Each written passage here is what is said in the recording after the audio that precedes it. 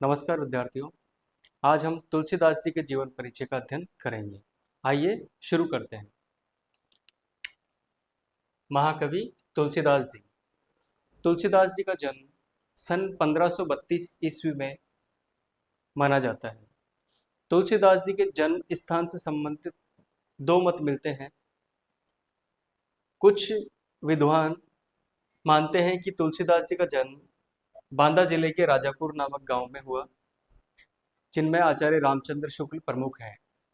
साथ ही साथ कुछ विद्वान मानते हैं कि तुलसीदास जी का जन्म एटा जिले के सोरो नामक स्थान पर हुआ। यहाँ पर इनका जन्म माना जाता है। तुलसीदास जी के पिता का नाम आत्माराम दुबे एवं माता का नाम तुलसी था।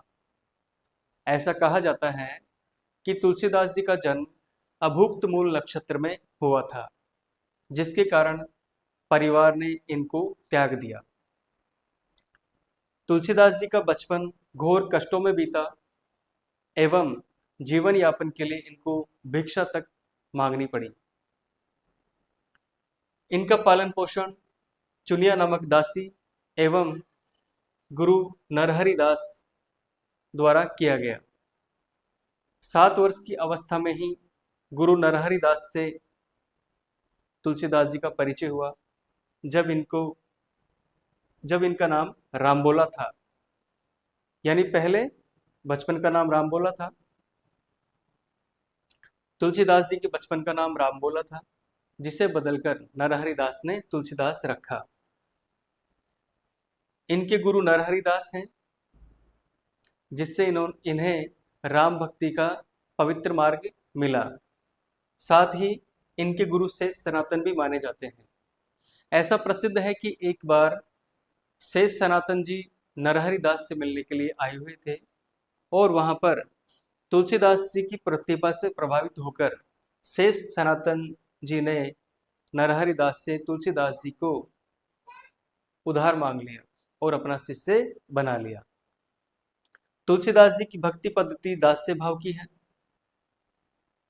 और ये राम भक्त हैं।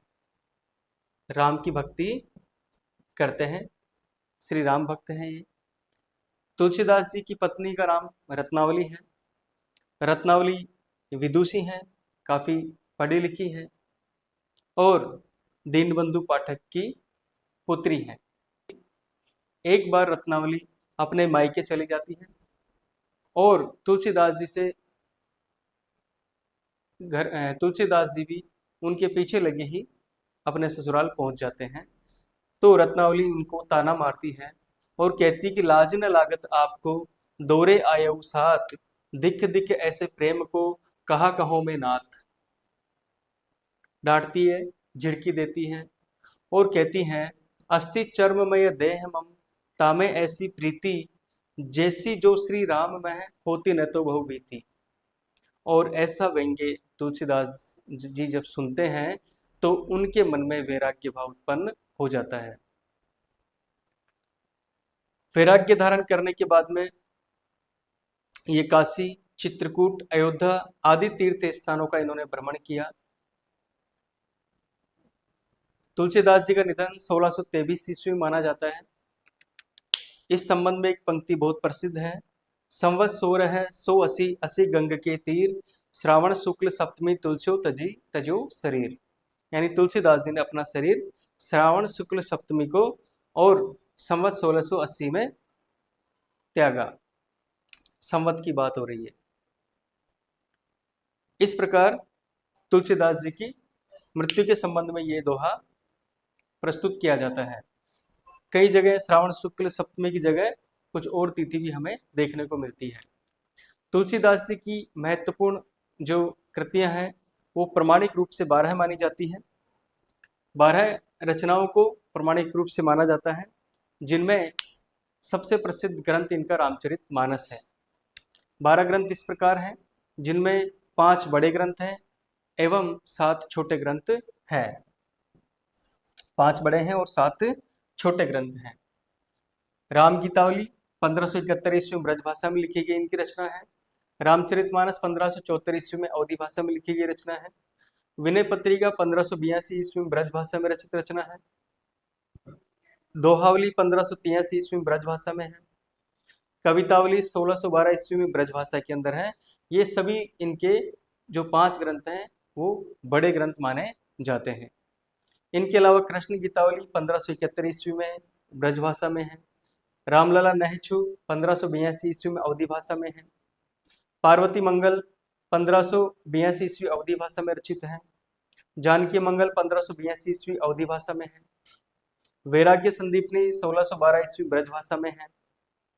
रामाज्ञा प्रश्नावली 1612 ईस्वी में ब्रज और अवधी दोनों भाषाओं में है। वैराग्य रामायण 1612 ईस्वी अवधी भाषा में इनकी प्रमुख रचनाएं हैं। इस प्रकार इनके 12 ग्रंथ प्रमाणिक रूप से माने जाते हैं। इनकी सबसे सर्वश्रेष्ठ जो ग्रंथ है वह है रामचरितमानस। रामचरितमानस एक ऐसा ग्रंथ है हिंदी का जो हिंदू धर्म मानने वाले लोगों के प्रत्येक घरों में उपलब्ध है। रामचरितमानस की रचना तुलसीदास जी ने अयोध्या में प्रारंभ की थी एवं कुछ अंश इन्होंने काशी में लिखे थे। इस रचना की